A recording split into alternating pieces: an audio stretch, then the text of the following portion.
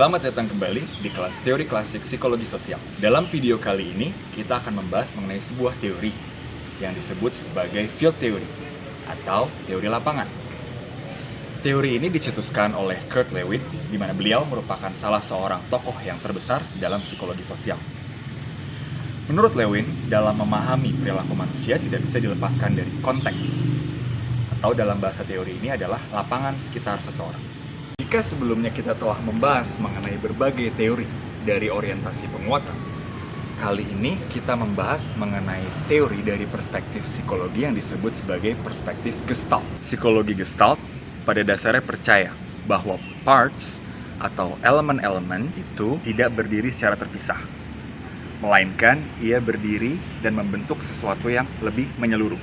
Misalnya saja, ketika kita melihat sebuah bangunan, kita tidak melihatnya sebagai bagian-bagian dari batu bata, semen, marmer, meja, sofa, dan lain-lain. Kita melihatnya menjadi sebuah kesatuan, yaitu sebuah rumah.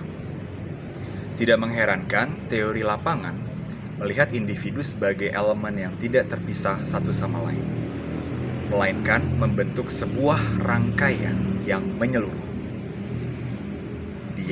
Individu-individu ini saling membangun sebuah rangkaian yang lebih besar daripada individu-individu itu sendiri. Misalnya saja, kita tidak melihat kucing dari kumisnya, dari matanya, telinganya, atau dari kakinya. Kita melihat secara keseluruhan sebagai seekor kucing. Ada 6 karakteristik dari teori lapangan yang penting untuk dipahami. Pertama, adalah penggunaan metode yang konstruktif. Apa maksudnya? Seringkali metode riset yang digunakan terlalu menekankan pada kesamaan antar individu dan prediksi yang berlaku bagi orang normal. Misalnya saja kita mencari rata-rata skor kecerdasan pada anak.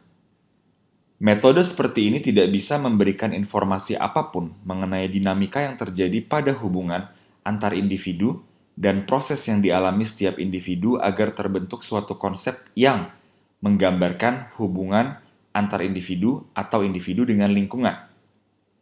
Jadi, Lewin menekankan pentingnya melakukan konseptualisasi hubungan antar konsep sebelum mengklasifikasikan seluruh elemen menjadi sebuah kesatuan.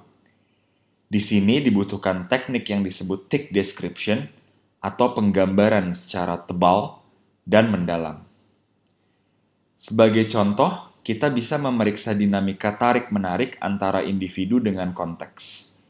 Misalnya, seseorang yang harus memilih apakah ia akan pergi ke taman hiburan atau konser musik. Jika ia suka dengan keduanya, maka pilihan apapun yang ia pilih akan memperbesar gaya tarik-menarik antara orang itu dengan pilihannya dan melemahkan gaya tarik-menarik dari pilihan yang lain. Namun, jika ada orang lain yang tidak suka dua-duanya, maka ketika ia mendekat ke salah satu pilihan, misalnya konser musik, maka gaya tolak-menolak antara orang itu dengan pilihan konser musik menjadi semakin kuat, walau gaya tolak-menolak pada pilihan lain semakin lemah. Sehingga tidak memilih dua-duanya menjadi titik yang seimbang bagi orang itu. Dinamika semacam ini sangat memperhatikan relasi antara individu dengan lapangannya, atau dengan konteks pilihan-pilihan yang berada di sekitarnya. Nah, karakteristik kedua adalah pendekatan yang dinamis.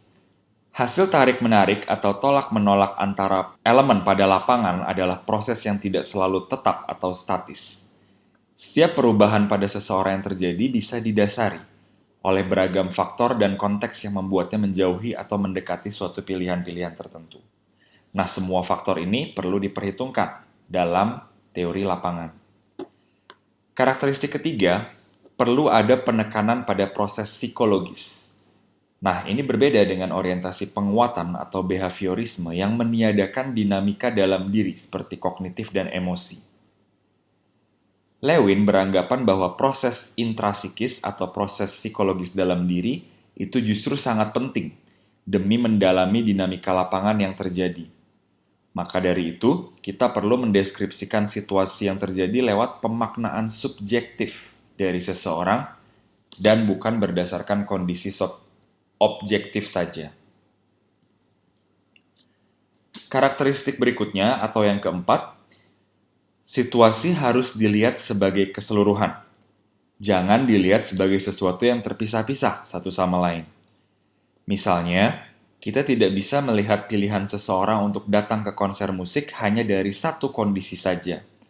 Bisa jadi pilihan untuk datang ke konser musik itu adalah upaya menghindari situasi lain, atau ada berbagai faktor lain yang juga bermain di sini.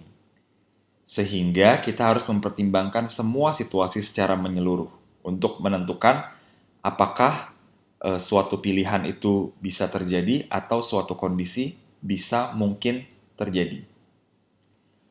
Kelima, pendekatan yang dilakukan seharusnya lebih secara sistematis daripada secara historis. Apa maksudnya?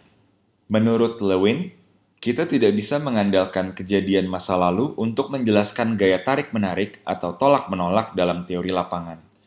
Karena informasi mengenai masa lalu dari setiap elemen tidak bisa diketahui, dan karenanya menjadi tidak berguna untuk dilakukan sebuah analisis.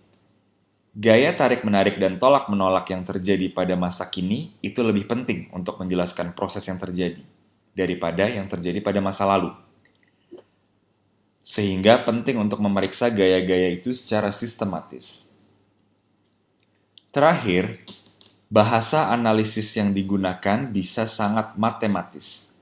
Bahasa matematika ini dianggap sangat berguna dalam menjelaskan gaya tarik-menarik dan tolak-menolak sebagaimana sudah disebutkan. Nah, dengan mengetahui 6 karakteristik mendasar itu, kita jadi mengetahui bahwa seseorang memiliki apa yang disebut Lewin sebagai life space. Maksudnya adalah keseluruhan struktur lapangan yang terjadi pada seseorang dalam relasinya dengan lingkungan psikologisnya. Misalnya saja relasi seseorang dengan kelompok pertemanan sebayanya, dengan lingkungan kampus, lingkungan karir, dengan pemerintah, dan sebagainya.